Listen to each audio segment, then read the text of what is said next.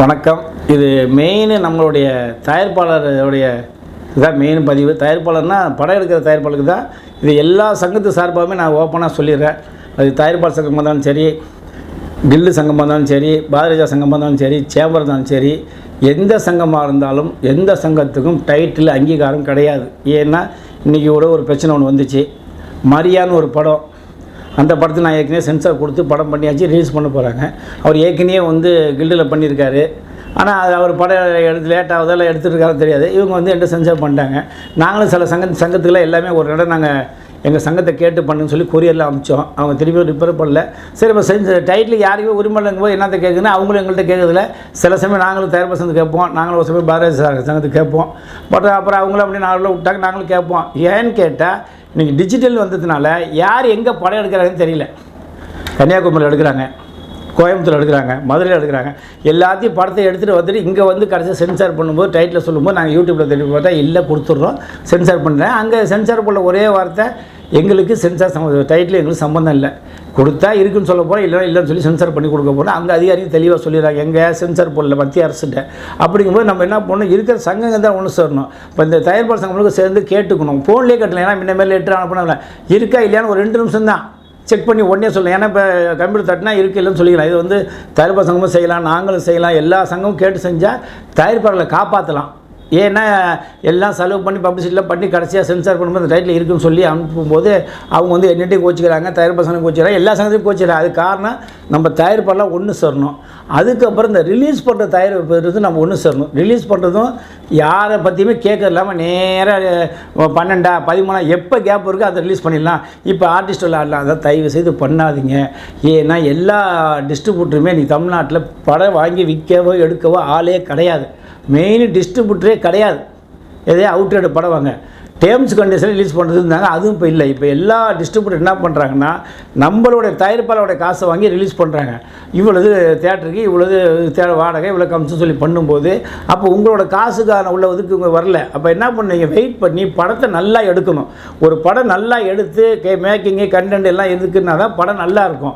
நீங்கள் ஏதோ ஒரு ஊரில் போய் மாவட்ட படத்தை எடுத்துகிட்டு அங்கே ரோட்டில் போகிற கூப்பிட்டு எல்லாம் நடிக்க வச்சு எடுத்தால் படம் எப்படி நல்லாயிருக்கும், எப்படி குவாலிட்டி நல்லாயிருக்கும். தேட்டர் எப்படி 200 டிக்கெட்டு, பாப்கார்ன் 300, பைக்குக்கு 100, காருக்கு 150, அப்புறம் அது பெட்ரோல் செலவு, அப்புறம் நைட்டு எல்லாம் உட்காந்து அப்புறம் வரணும். அதெல்லாம் யோசிக்கும் போது நீங்கள் படத்தை நல்லா எடுக்கணுங்க தான் சொல்லுவேன். அதேமாரி ஒன்று சொல்லுவேன், டேரக்டராக இருங்க, நடிகராக நடிங்க, ப்ரொடியூசராக இருங்க. 3மே நான் தான் டைரக்டர், நான் தான் ப்ரொடியூசர், நான் தான் ஹீரோனா படத்தை நீங்கள் எப்படி கான்செப்ட் பண்ணி எடுக்க முடியும்? எப்படி உங்களால் படத்தை எடுக்க முடியும்? என்ன காரணம் கேட்டால் உங்களுக்கு நடிக்கும் போது நடிப்போட கான்செப்ட் மாறும், டேஷன் பண்ணுறது மாறும். அப்புறம் பண உளைச்சல் வரும். பணம் இருக்கா இல்லையாதுன்னு அது ஒரு டென்ஷன் ஆகும். அங்கே ஏதாவது ஒரு பிரச்சனை அது யோசி. அதனால் நீங்கள் படம் தெளிவாக எடுக்கணும்னா இன்னும் நல்ல ஒரு டெக்னீஷியனை வச்சு படம் எடுங்க. அதேமாரி ரிலீஸ் போகும்போது எந்த டிஸ்ட்ரிபியூட்டர் எப்படி சொல்லி அந்த சங்கத்தை போய் நாடுங்க. என்ன கேளுங்க, நான் எல்லாரையும் சொல்லுவேன், இவன் எடுப்பான், இவன் எடுக்க மாட்டான், ஏமாற்றவன் நான் தெளிவாக சொல்லுவேன். அந்தமாதிரி எந்த சங்கத்தில் நீங்கள் உறுப்பினர் இருக்கீங்களோ அதெல்லாம் தெளிவு பண்ணுங்கள்.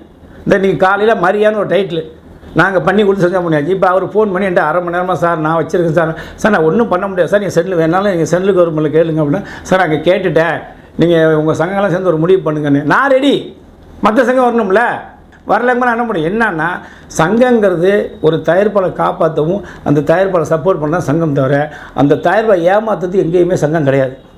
அப்படி ஏமாத்துகிற ஒரு சங்கம் இருந்தால் அது சங்கம் கிடையாது. அது அவங்களே திருப்பி அந்த சங்கம் காணாமல் போயிடும்.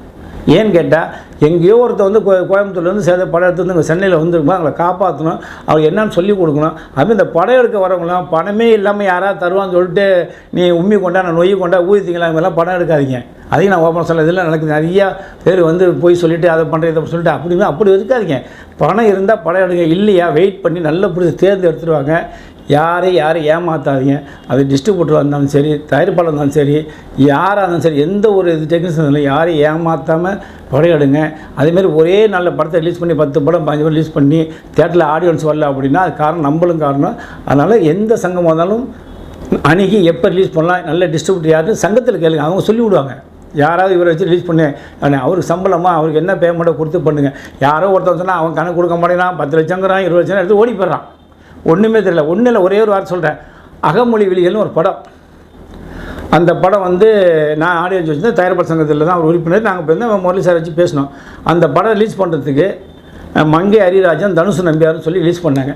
அவங்களுக்கு அந்த ரிலீஸ் பண்ணுறது தான். மங்கை அறிவராஜன்லாம் ரிலீஸுக்கு வேலையே கிடையாது. அவரெல்லாம் டைரக்டரு, ஒரு சின்னத்திரையோட தலைவர். அவர் போய் ரிலீஸ் பண்ணி தான் சொல்லி தனுஷ் சொல்லி ஒரு 25 லட்ச ரூபா லாஸ் ஆகி போச்சு. அதுக்கப்புறம் அவர் இறந்து போயிட்டார். அந்த படத்தோடைய புடிச்சோடைய மச்சான் இறந்துட்டார். அதுக்கப்புறம் அந்த போலீஸ்லாம் சொல்லி கம்ப்ளைண்ட் பண்ணி அதுக்கப்புறம் ரெக்கவர் பண்ணி 8 லட்ச ரூபா வாங்கினாங்க. மங்கை அறிவராஜன் சொல்லி வாங்கினாங்க. அது உண்மையான தெரில, அது கேட்டால் தெரியும். ஏன் என்ன சொல்ல வரேன், ஒரு அனுபவம் இல்லாத ஒரு டிஸ்ட்ரிபியூட்டரையும் யாரோ இல்லாமல் ஒரு ரிலீஸ் பண்ண அந்த படம் எப்படி தேட்டரில் தெரியும். தேட்டருக்காரங்களுக்கும் டிஸ்ட்ரிபியூட்டர் தான் அண்டர்ஸ்டாண்ட் நிறையா இருக்கும். போட்டு கொடுங்க, அவங்க கேப்பில் போடுங்கம்மா. அதே நம்ம நேரடியாக தேட்டருக்காரங்க நேரப்படி பார்க்கலாம். அதை விட மெயின் ஒன்று, படம் நல்லா எடுக்கணும். படம் நல்லா இருந்தால் தான் தேட்டரில் ஆடியன்ஸ் உட்காருவான். நல்லா இல்லைன்னா யாருமே உள்ளே வரமாட்டாங்க. நம்ம செலவு போட்டு நம்ம மீடியாவில் இப்போ பேட்டி கொடுத்து வேஸ்ட்டுன்னு சொல்லிக்கிறேன். இனி வரும் காலங்களில் தயாரிப்பாளர்லாம் தெளிவாக சங்கத்தை நாடி நல்லா படம் எடுங்க. எப்போ ரிலீஸ் பண்ணணும் யார் என்ன கேட்டு செய்யுங்க. நன்றி, வணக்கம்.